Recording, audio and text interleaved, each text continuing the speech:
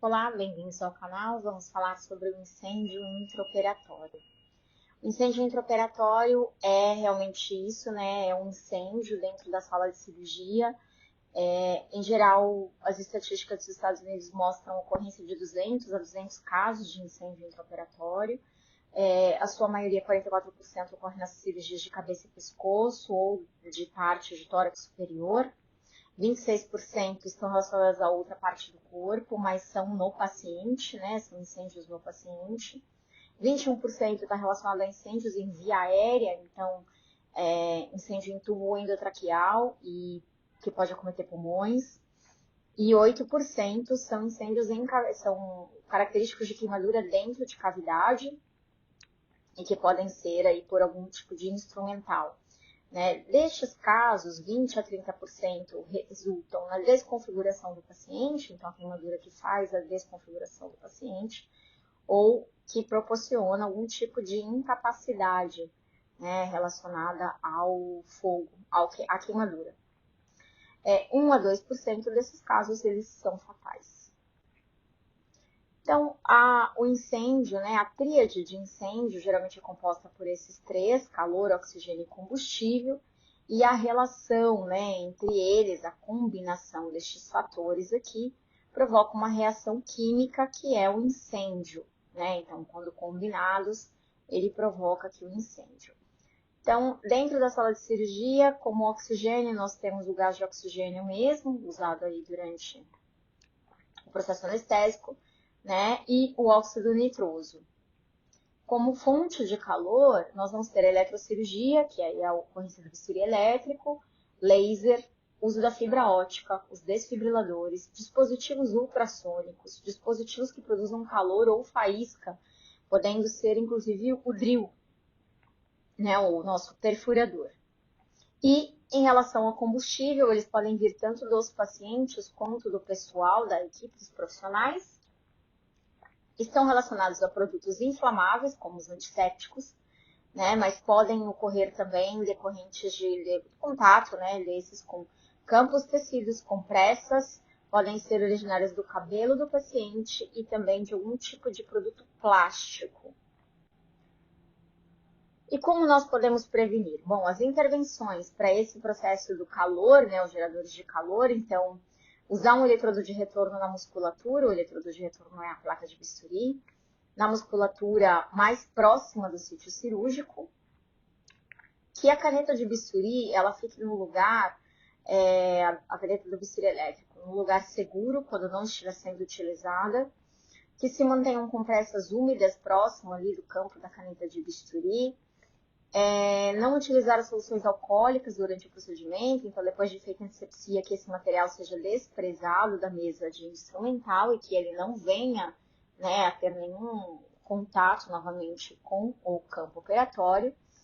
Não utilizar nenhum produto de calor na presença de gás, então se eu estou ofertando oxigênio para um paciente no catéter de oxigênio, que eu não tenha a presença do bisturi elétrico próximo dessa área, né? Uma vez que o catéter de oxigênio dispersa o oxigênio ali, né, no rosto do paciente também. Tem uma saída, né? Ele está muito próximo à saída do oxigênio ali. Que sejam feitos uso de capas protetoras para as tesouras ou para as pinças de vídeo, instrumental de vídeo, porque ele pode, né, fazer a queimadura ali pelo seu metal. Que o uso de caneta de bisturi seja feita diretamente no tecido e não num outro metal como condutor. Muitas vezes os profissionais acabam usando a caneta de bisturi sobre uma pinça metálica para fazer, né, a coagulação. Então, o que não é recomendado é que seja feito diretamente sobre o tecido. Que se inspecione, então, os instrumentais cirúrgicos quanto à rachadura dessas borrachas, a ausência de proteção, abertura, né, de qualquer parte ali metálica do instrumental de vídeo, protegendo, então, a saída de energia nesses campos.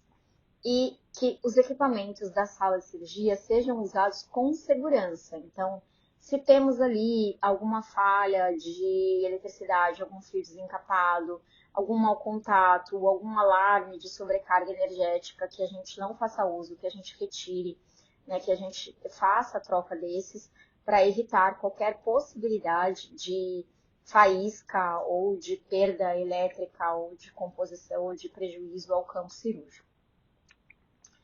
Para o oxigênio, então não se recomenda utilizar oxigênio 100% nessas cirurgias de cabeça, pescoço e tórax, parte superior, e que para eles sejam feitas a intubação, né, ou o uso da máscara laríngea.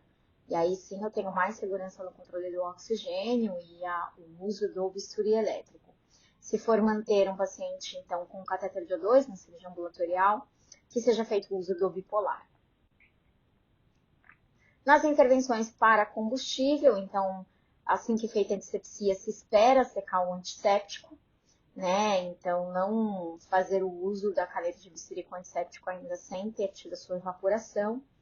A retirada dos adornos potenciais combustíveis ali do paciente, então a retirada, né, a visualização do antisséptico, do tempo do antisséptico, que teve tempo de secar, retirada dos cabelos, de qualquer tipo de composição plástica dessa área, ou de qualquer outro produto antisséptico que esteja muito próximo. Nos Estados Unidos, o incêndio representa 1,9% dos pedidos de indenização. A maioria dos processos se refere a pacientes ambulatoriais, 85% deles que envolvem queimaduras em tronco, né? E eles estavam usando anestesia monitorizada, né? Esse aqui é né, nessa imagem a gente tem uma paciente que sofreu um incêndio e olha como ela teve a queimadura toda, né, no seu rosto e pescoço. Um tipo de incêndio bastante devastador na sala de cirurgia pode ocorrer quando o tubo endotraqueal ele é incendiado, né, por um laser ou por um bisturi elétrico, e nesses casos acontece como se fosse um maçarico, né, e pode danificar gravemente vias aéreas dos pulmões. Esse caso é descrito, né, nesse link. Quando ocorrer um incêndio de imediato, né, para áreas pequenas, pode-se usar o soro fisiológico da mesa ou a água para, né, reduzir ali o fogo, ou então o abafamento com algum tipo de tecido. A equipe deve sempre, né, estar protegida para que também não seja vítima do incêndio. E áreas maiores de queimadura se usa o extintor de CO2. Dentre as práticas recomendadas da Associação Americana, né, que a gente sempre avalia o cenário, então o uso de uma fonte, estou usando uma fonte aberta de oxigênio, né, por exemplo, um catéter de O2, eu tenho fonte de ignição, eu tenho algum produto de calor aqui, eu tenho algum daqueles usos de calor. O procedimento ele é acima do apêndice tifoide, então ele é tórax, cabeça, pescoço. Eu usei alguma solução inflamável de preparação cirúrgica, né? Então antisséptico tem que esperar secar. Para cirurgias faciais ou de cabeça e pescoço, com uso de oxigênio suplementar, é considerado um cenário de alto risco para incêndio, e com isso se recomenda que nesses procedimentos sejam feitos o uso de energia bipolar. Porém, se eu vou trabalhar com bisturi, né, elétrico, com a parte de eletrocirurgia monopolar, que seja então esse paciente entubado ou de uso de máscara laríngea para minimizar a ocorrência de dispersão de oxigênio ali muito próximo da eletrocirurgia. Tá?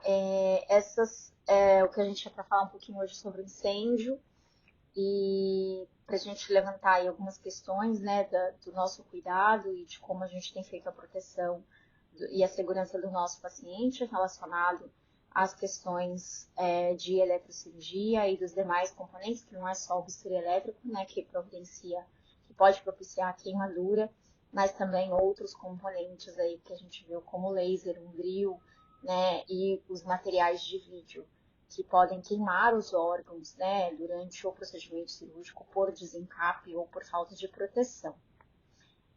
Tem mais conteúdo por aqui, eu espero por vocês. Até logo.